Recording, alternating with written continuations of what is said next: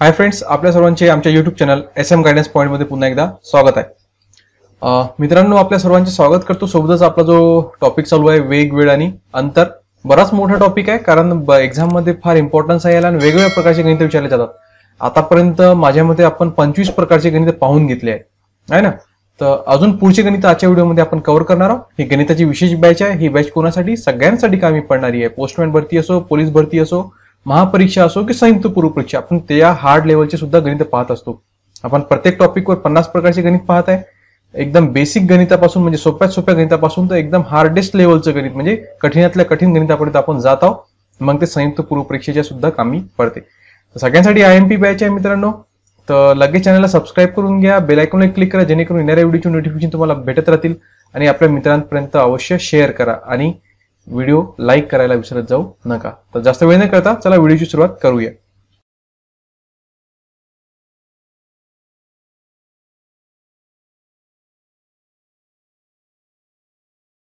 सगळ्यात online learning platform जे की अनअकॅडमी आता MPSCच्या तयारीसाठी अवेलेबल आहे। या ठिकाणी राज्यसेवा आणि संयुक्त पूर्व परीक्षेच्या बॅचेस लॉन्च झाल्या आहे।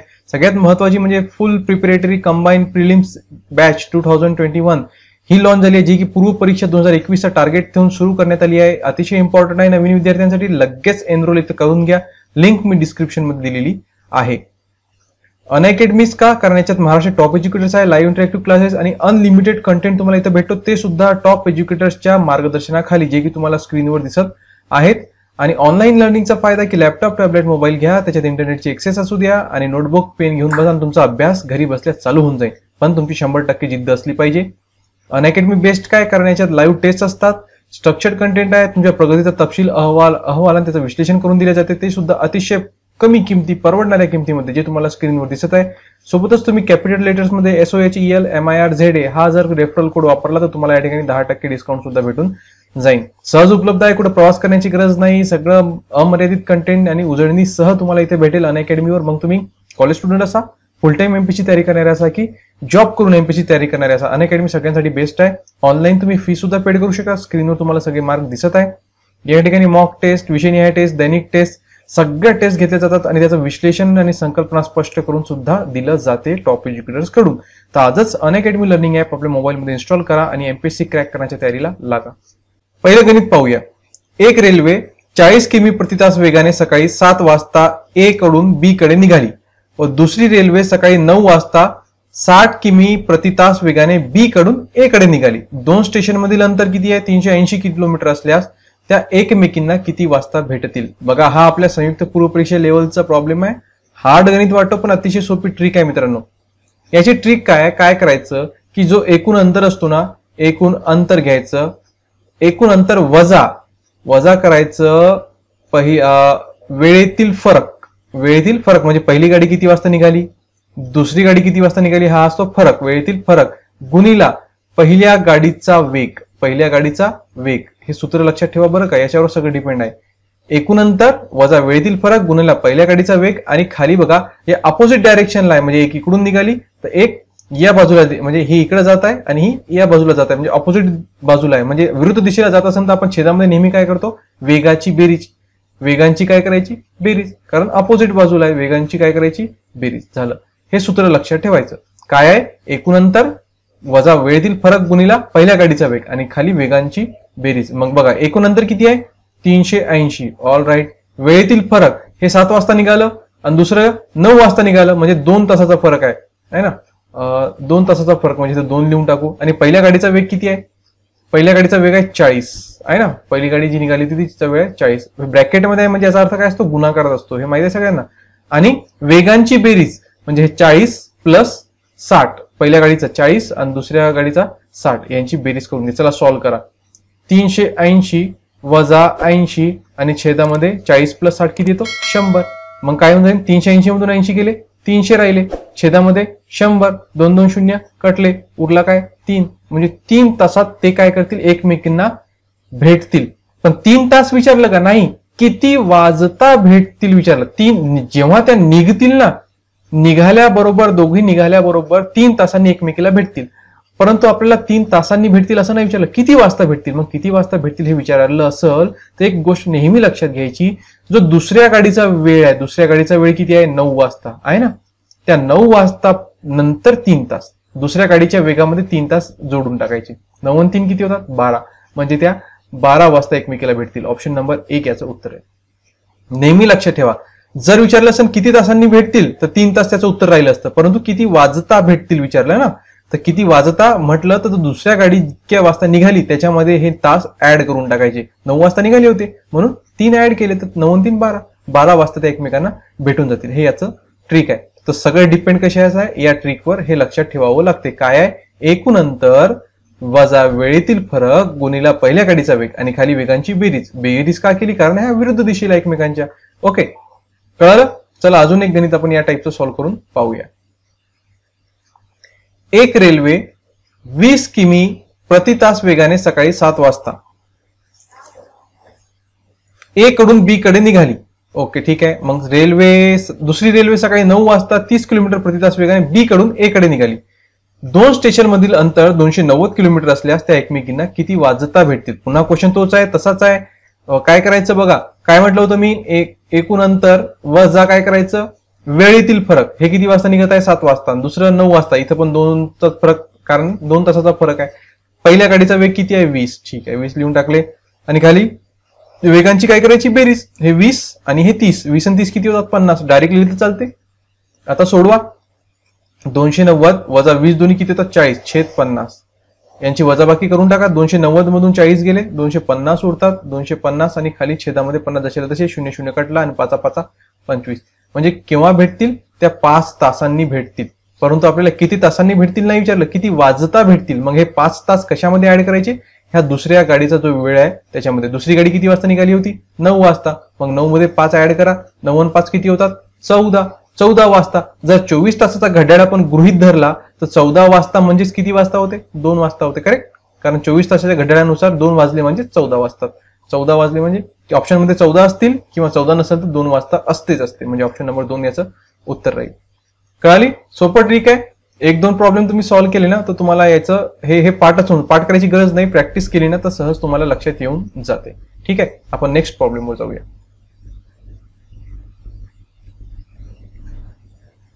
तिसरं, एक रेल्वे ए पासून बी पर्यंत 40 किमी प्रति तास वेगाने सकाळी 7:15 वाजता निघाली. ओके, ठीक आहे. दुसरी रेल्वे त्या दिशेने म्हणजे त्याच दिशेने एकाच बाजूला चालल्या त्याच दिवशी सकाळी 8:15 वाजता 60 किमी प्रति तास वेगाने निघाली तर एकमेकींना किती वाजता भेटतील? बघा, पहिली रेल्वे निघाली 7:15 वाजता, परंतु तिचा वेग किती आहे? 40चं. दुसरी जी रेल्वे आहे ती उशिरा निघाली, ती निघाली 1 तासानं उशिरा 8:15 वाजता, परंतु तिचा वेग कसा आहे? जास्त आहे. तिचा वेग आहे 60चा वेग आहे. म्हणजे कुठेतरी ही पहिल्या रेल्वेला मागं टाकणारच आहे. तर तेच आपल्याला विचारलं आहे की या मागं टाकणार म्हणजे केव्हा एकमेकांना, असा कोणता पॉइंट आहे किती तासांनी ते एकमेकाला भेटून जातील? किती वाजता एकमेकांना भेटतील? ही निघाली 7:15 आणि ही निघाली 8:15. तर हे आपल्याला या ठिकाणी विचारलेलं आहे. तर या ठिकाणी काय करायचं? पहिल्या गाडीचा वेग घ्यायचा. ओके, पहिल्या गाडीचा वेग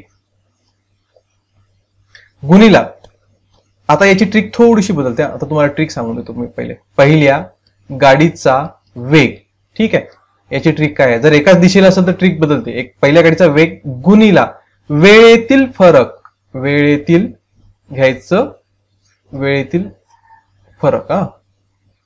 आणि छेदामध्ये बघा, छेदामध्ये काही दोन्ही एकाच बाजूला चालले ना, म्हणून काय करायचं? वेगातील सुद्धा फरक येईल.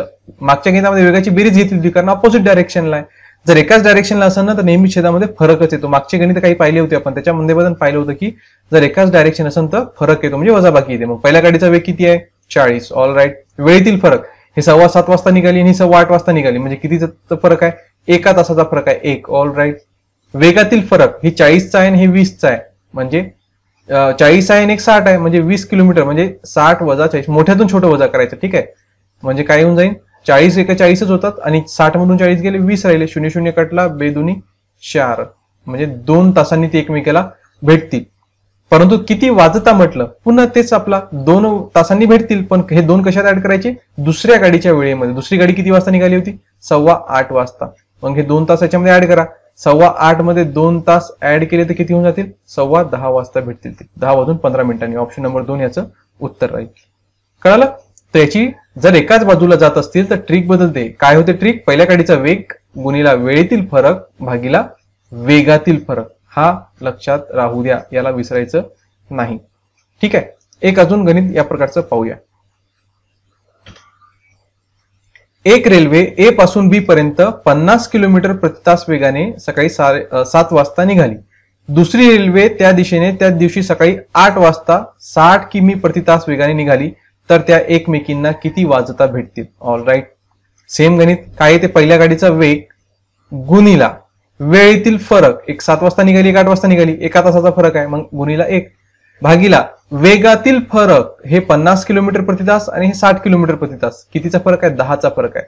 ठीक आहे, 0 कटला, डायरेक्टच उत्तर निघतो. बघा 5 तासांनी एकमेकीला भेटतील, परंतु किती वाजता म्हटलं, मग हे 5 तास कशामध्ये ऍड करायचे, दुसऱ्या गाडीच्या वेळेमध्ये. मग दुसरी गाडी किती वाजता निघाली, 8 वाजता, 8 मध्ये 5 ऍड करा, किती होऊन जाते, 13 वाजता. मग 24 तासाचा घड्याळ जर गृहीत धरलं तर 13 वाजले म्हणजेच किती वाजले म्हणतो आपण, 1 वाजले म्हणतो. 13 म्हणजेच 1 असते आहे ना, तो ऑप्शन नंबर 2 राहील याचं उत्तर. कळालं सगळ्यांना, याच्यात काही अडचण आहे का सांगा आता. 13 वाजले म्हणजेच 1 वाजले, हे 24 तासाचा घड्याळ गृहीत धरून वेळ काढायचं असते. बघ आता मला सांगा, हे इतकं मोठं गणित, ट्रिक जर माहित असली तर एका स्टेप मध्ये उत्तर निघते. किती वेळ लागेल याला, 2 ते 30 सेकंद सफिशियंट आहे. अपेक्षा करतो तुम्हाला कळालं असेल. एक होमवर्क साठी देऊ तुम्हाला. चला याचं उत्तर मला काढून दाखवा. एक रेल्वे ए पासून बी पर्यंत 40 किलोमीटर प्रति तास वेगाने सकाळी 7:15 वाजता निघाली. दुसरी रेल्वे त्याच दिशेने त्याच दिवशी सकाळी 8:15 वाजता 60 किलोमीटर प्रति तास वेगाने निघाली तर त्या एकमेकांना किती वाजता भेटतील. सेम प्रॉब्लेम आहे. आन्सर काढा आणि खाली कमेंट बॉक्स मध्ये मला कमेंट करून याचं उत्तर सांगणं विसरू नका. पाहू किती लोक याचा आन्सर देतात. बरेच लोक कमेंट करत आहेत, त्यांचा आन्सर सुद्धा बरोबर येत आहे. तर पाहूया, कारण सोडवा मित्र, हे तुमच्या फायद्याचं आहे, कारण तुमचा सराव होईल, तुमची प्रॅक्टिस होईल. आपण पुढच्या गणितावर जाऊया. एक रेल्वे एका 100 मीटर लांब पुलाला 45 किलोमीटर प्रति तास वेगाने गेल्या 60 सेकंदात ओलांडते तर ती एका खांबाला किती वेळात ओलांडेल. याच्यात काय केलं यांनी माहितीये का, हे 2 गणित एकत्र केले. एक पूलवाला जे मागं पाहिलं आपण आणि एक खांबवाला आहे ना, तर दोन्ही गणित एकत्र करून विचारले. तर पहिले काय करायचं, आपण काढून घेऊ ते पूल आणि रेल्वेची लांबी काढून घेऊ. जर रेल्वेची लांबी जर आपल्याला कळाली ना तर त्या खांबाला किती वेळात ती ओलांडते ते सहज काढता येते. का, कारण की बघा, जेव्हा ती पुलाला ओलांडते, समजा हे पूल आहे तर रेल्वे समजा या पुलाला ओलांडायचं असेल तर तिला स्वतःची लांबी प्लस पुलाची लांबी इतकं अंतर पार करावं लागते आहे ना, इतकं अंतर पार करावं लागते. पण एखादं खांब आहे, जर त्या रेल्वेला एखाद्या खांबाला पार करायचं आहे तर फक्त तिला स्वतःचं जेवढं अंतर आहे तेवढंच पार करावं लागते. तर या ज्या दिलेल्या माहितीवरून आपण रेल्वेची लांबी काढू शकतो. कसं बघा, काय दिलं, 45 किलोमीटर प्रति तास, याला आपण तास आणि मिनिट असतं ना, याला सेकंद आणि मीटर मध्ये कन्वर्ट करायचं. 45,000 मीटर, किलोमीटरचं मीटर केलं आणि तासाचं सेकंद करायचं. एका तासात सेकंद किती, 3600. जर 45,000 मीटर 3600 सेकंदात, हे कशावरून काढलं, हे दिलेलं आहे ना, 45 किलोमीटर प्रति तास म्हणजे 45,000 मीटर 3600 सेकंदात. तर त्या पुलाला किती सेकंदात ओलांडते ती, 60 सेकंदात ओलांडते आहे की नाही. मग 60 सेकंदात किती अंतर जाईल, का हा अंतर कोणता निघन, हा अंतर निघन रेल्वे प्लस पूल, एकूण यांची लांबी किती आहे ते निघून जाईल. मग याच्यावरून पुलाची आपल्याला माहित आहे, त्या एकूण अंतरामधून जर पुलाची मायनस केली तर उरलेली कोणती राहणार, रेल्वे. बघा एकूण अंतर निघन याच्यावरून तिरपा गुणाकार करायचा, काही होऊन जाईल तिरपा गुणाकार इथंच करतो मी याच्या बाजूला. 45,000 1 2 3 गुणिला 60 आणि छेदामध्ये येईल 3600. ओके, 2 2 0 कट करून टाकू, 2 2 0 कटले, साइन 60 6 6 36, त्याच्यानंतर साइन 7 42, 3 उरले, 6 5 30, 75 गुणिले 10 750. 750 मीटर अंतर येईल. किती, रेल्वे आणि या पुलाचं हा टोक एवढं अंतर किती आहे, 750. त्याच्यापैकी आपल्याला पुलाचं माहित आहे का, पूल किती आहे. बघा पूल दिलेला आहे, 100 मीटरचा पूल आहे, 100 मीटरचं पूल आहे. मग रेल्वेची लांबी किती येणार, रेल्वेची लांबी बरोबर येऊन जाईल त्या एकूण अंतर किती आहे 750, त्यापैकी पूल किती आहे 100, 100 याच्यातून मायनस करून टाका, किती येऊन जाईल 650 मीटर. 650 मीटर कोणाची येऊन जाईल, रेल्वेची लांबी. आता मला सांगा, रेल्वेची लांबी माहित झाली. आता या दुसऱ्या याच्यावर येऊ शकतो आपण, किती खांबाला किती वेळात ओलांडेल. म्हणजे खांबाला जर पार करायचं असेल त्या रेल्वेला तर फक्त स्वतःचं अंतर पार करावं लागते. स्वतःचं अंतर किती आहे 650. याच्यावरून माहिती काढा किती पळते ती, 45 किलोमीटर प्रति तास म्हणजे 45,000 मीटर 3600 सेकंदात. 3600 सेकंदात तर स्वतःचं अंतर किती आहे 650 मीटर, ते मीटरच्या खाली येईल. 650 मीटर किती सेकंदात, तर एक्स घ्या, तिरपा गुणाकार करा. तिरपा गुणाकार आता आपण या बाजूला करून दाखवतो मी तुम्हाला. काय येणार 3600 गुणिले 650 आणि छेदामध्ये 45,000. हे 2 शून्य कटले आणि 1 शून्य याच्यासोबत काढून टाकू. ठीक आहे. 5 9 45 आणि 5 1 5 5 3 15. ठीक आहे. त्याच्यानंतर 9 1 9 9 चौक 36 आणि 13 चौक 52. 52 सेकंदात पार करेल. 52 सेकंदात झालं उत्तर. तिरपा गुणाकार 2 वेळा करा, उत्तर निघून जातो. बघा ऑप्शन नंबर 4 याचं उत्तर आहे. काहीच हार्ड नाहीये. फक्त काय केले त्यांनी 2 गणित एकत्र करून टाकले. ते फक्त आपल्याला समजावं लागते. आपण काय केलं, जी पहिली माहिती दिली, पुलाची लांबी दिलेली आहे आणि एकूण ताशी वेग दिलाय, त्याच्यावरून आपण त्या रेल्वेची लांबी काढली आणि रेल्वेच्या लांबीवरून नंतर ते त्या खांबाला किती वेळात पार करा ते काढून टाकलं. म्हणजे 2 गणित करावं लागतात याच्या वेळेस, तर सहज उत्तर काढू शकतो. तिरपा गुणाकार आहे, जास्त वेळ लागत नाही. माझ्यामध्ये जास्तीत जास्त याला 10 सेकंद सफिशियंट असतात अशा गणितांसाठी. ठीक आहे. तर 52 सेकंद याचं उत्तर येईल ऑप्शन नंबर 4. अजून एक गणित करून पाहूया. बघा, एक रेल्वे एका 250 मीटर लांब पुलाला 54 किलोमीटर प्रति तास वेगाने गेल्यास 90 सेकंदात ओलांडते, तर ती एका खांबाला किती वेळात ओलांडेल? सेम प्रोसिजर करता येईल. काय करावं लागेल बघा, पुलाचं 54 किलोमीटर म्हणजे 54,000 मीटर 3600 सेकंदात, तर 90 सेकंदात किती? तर 90 सेकंदात किती? एक्स म्हणजे एकूण लांबी भेटेल रेल्वे प्लस पुलाची तिरपा गुणाकार केल्यानंतर. काढा बरं काय येऊन जाईल. इथं करतो 54,000 गुणिले 90 आणि छेदामध्ये 3600. हे 2 2 शून्य कटले. त्याच्यानंतर 9 10 90 आणि 9 चौक 36. त्याच्यानंतर 4 1 4 1 उरला, 4 त्रिक 12 2 उरले आणि 4 पंच 20. 135 गुणिले 10 हे येते 1350. 1350 मीटर काय झाली एकूण लांबी. पण आपल्याला पाहिजे फक्त रेल्वेची. एकूण लांबीपैकी पूल किती आहे? 250 आहे. ठीक आहे. मग रेल्वेची लांबी बरोबर काय येणार? या एकूण लांबी आहे 1350, त्यापैकी पूल किती आहे? पूल आहे 250, मायनस करून घ्या. हे किती येऊन जाईल मग? 1100 येऊन जाईल. 0 0 3 म्हणून हो 1100 येऊन जाईल. ठीक आहे. 1100 मीटर रेल्वेची लांबी आली. मग 1100 मीटर लांबीची रेल्वे त्या खांबाला किती सेकंदात ओलांडेल? मग 54,000 मीटर 3600 सेकंदात, तर 1100 मीटर किती सेकंदात? काय करायचं? तिरपा गुणाकार. 3600 गुणिला 1100 छेदामध्ये 54,000. 0 0 कट करा. हे 2 शून्य याच्यासोबत कट करू, 1 शून्य याच्यासोबत कट करून टाकू. ठीक आहे. 9 सक 54, 9 चौक 36. त्याच्यानंतर 2 6 2 4, 11 2 22/3 आलं. 11 2 22 आणि हे शून्य होतं ना, एक हे इथे शून्य उरलेलं होतं. 220/3. 3 7 21, 1 उरला, 3 त्रिक 9, 1 उरला, पॉइंट दिला 0, पुन्हा 3 त्रिक 9. आता या ठिकाणी नाही का ऑप्शन्स चुकलेले आहे. बघा ऑप्शन्स मी मागच्या गणिताचेच घेतले आहे वाटते. या ठिकाणी हे ऑप्शन्स हे नाही आहे याचे. ऑप्शन्स तुम्हाला मी सांगून देतो. याचे ऑप्शन्स वेगळे होते. याचं उत्तर 73.3 आलं. याचे ऑप्शन मी तुम्हाला सांगू का? बघा, याचा पहिला ऑप्शन होतं 73.3, दुसरं होतं 40 सेकंद, तिसरं होतं 53.3 सेकंद, चौथा ऑप्शन होतं 43.3 सेकंद. तर काय येईन बघा, 4 ऑप्शन आहे. काय आलं आपलं? 73.3 सेकंद. ऑप्शन नंबर 1 याचं उत्तर येईल. हे ऑप्शन मी मागच्या गणिताच्या ऍज इट इज घेतले. ठीक आहे. हे ऑप्शन्स नव्हते. 73.3 सेकंद याचं उत्तर येईल. कळालं सगळ्यांना? तर आपण पुढच्या टॉपिकवर जाऊया. हा बघा, हा फार छोटा गणित वाटतो, पण तेवढंच कन्फ्युजन करणार आहे आणि तेवढी सोपी त्याची ट्रिक आहे. एक व्यक्ती स्वतःच्या वेगाच्या 7/5 वेगाने ऑफिसला गेला, तेव्हा तो 2 तास लवकर ऑफिसला पोहोचतो, तर त्याचा मूळ वेग किती? याची अतिशय सोपी ट्रिक आहे. ट्रिक सांगू काय करायचं? अंशामध्ये किती आहे? 7. ओके, 7 लिहायचे.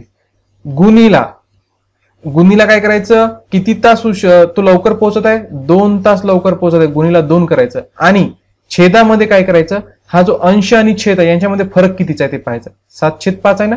7 आणि 5 मध्ये कितीचा फरक आहे? 2चा फरक आहे ना, कारण वजाबाकी किती 2 येते. 7 मधून 5 गेले 2 उरते.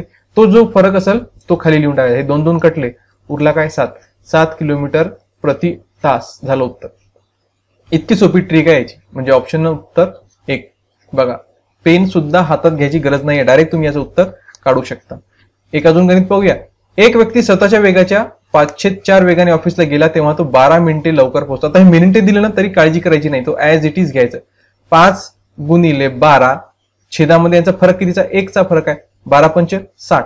60 मिनिटांनी तो त्याचा मूळ वेग आहे की दररोज तो 60 मिनिटांनी पोहोचतो. ओके, ऑप्शन नंबर 1 याचा उत्तर. तो दररोजचा वेळ किती त्याचा? 60 मिनिटाचा. ठीक आहे, ऑप्शन नंबर 1 याचं उत्तर राहील. अजून आता हा 10वा गणित एक काम करा, हा तुमच्यासाठी मी प्रॅक्टिस होमवर्क म्हणून देतो. हे तुम्ही सॉल्व्ह करा, याचा आन्सर काढा आणि कमेंट बॉक्समध्ये अवश्य याचं आन्सर सांगायला विसरू नका. पाहूया किती लोकांना हा याचा आन्सर येते. मित्रांनो, व्हिडिओ आवडला असेल तर लाईक करणं विसरू नका. तुम्हाला काय अजून टॉपिक पाहिजे ते प्लीज कमेंट करून सांगत जा आणि व्हिडिओ कसे वाटत आहे ते सुद्धा सांगत जा. आपण इथं थांबूया. आजच्यासाठी इतकंच. धन्यवाद.